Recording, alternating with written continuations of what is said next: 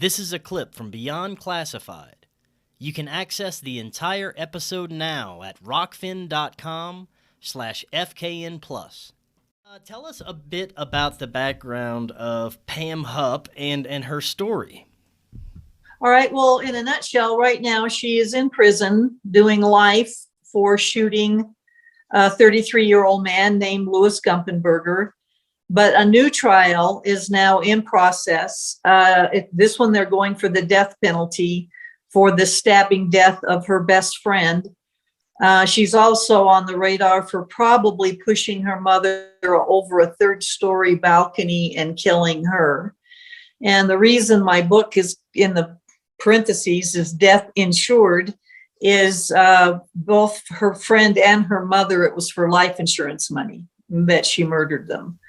So we think there may be also another victim in Florida that we're looking into now. So as you know, female serial killers are pretty rare. They're only in 5 to 7% of the serial killer population. And this woman is just, I don't know how to put it. Narcissism doesn't even come close, but she thought she was smarter than everybody. And people's lives just didn't matter to her. Now, you just said it's probably stated that about 5 to 7% of women are actually serial killers.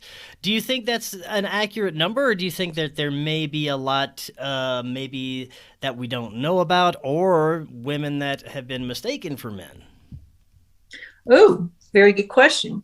Yeah, actually, it's 5 to 7% of the serial killer population are women, and it's dropped severely in the last several years. It used to be up to 12%, so maybe we're getting nicer. I don't know. But no, that's a good question. It may not be as documented. Certainly the Black Widow cases make the headlines, but this one, I think it's because of its sheer audacity that it is catching so much attention. Her friend Betsy Faria was found stabbed 56 times. And then the crime scene was staged to look like Betsy's husband did it. And Pam was the last person to see Betsy alive. She drove her home that night after a chemo treatment. Betsy was dying from cancer. And only 4 days before Betsy was murdered, she changed her life insurance beneficiary to Pam Hupp. Pam, because Betsy was dying of cancer, said, look, if you make me the beneficiary, I'll make sure your 2 daughters get money as they grow. They won't, that way they're not going to just throw it all away. Your husband's not going to throw it all away. And she talked her into it.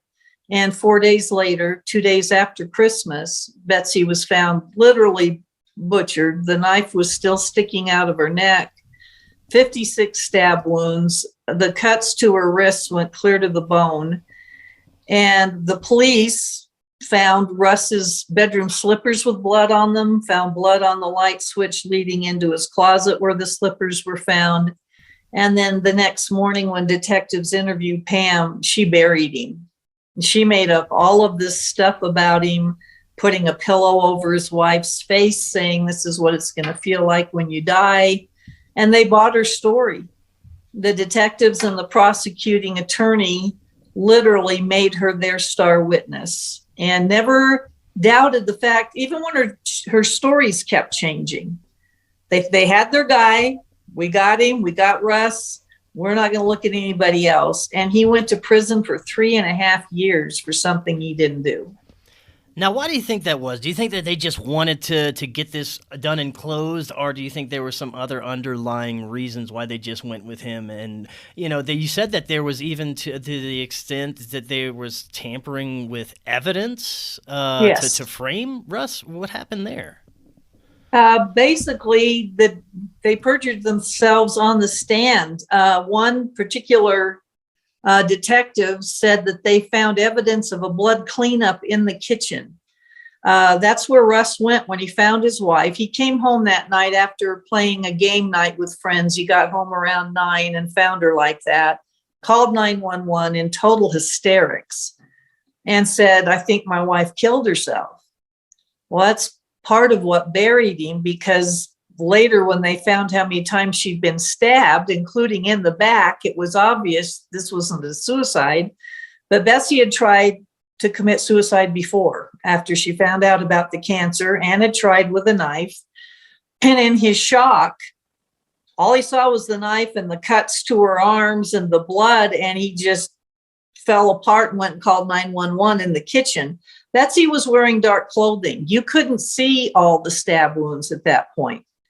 And so anyway, on the stand during his trial, his first trial, the detective said, there's evidence that there was a trail of blood leading into the kitchen and that someone tried to clean it up off the floor. But unfortunately, when we took pictures of the luminol test showing the blood, the camera malfunctioned and all of those pictures came out black. You're just going to have to take our word for it. That's what he told the jury. It came out in Russ's second trial. It was a complete lie. They actually found the photographs of the luminol test. They weren't black. They showed the kitchen, but they showed absolutely no blood. And one of the crime scene techs, who was not on the prosecution's team, said not only was there no cleanup, the kitchen floor was still gritty. There were dog treats laying around. It was obvious nobody cleaned that floor. There was no blood found anywhere in the house in the drain pipes. There was no evidence that Russ had cleaned up. And the coroner said whoever did this would have had blood all over him. And when the police took him in, he was wearing the same clothes that showed up in video surveillance when he was on his way to game night. You can see him at a Conoco filling up his car. You can see him at 2 convenience stores buying dog food and stuff. He's wearing the exact same outfit, and there's not a drop of blood on him. He had 4 alibi witnesses at game night that he was right there with them all night long. And even with that, and receipts showing he was at Arby's at 9 o'clock buying, I mean, he had all of this evidence of where he was. Pam Hupp had nothing. She had no alibi. She had nothing showing where she was. And her stories repeatedly changed about what happened that night. And they still sent this man to jail and set him up. And I think it's what you said originally. They had their guy and they weren't going to look at anybody else.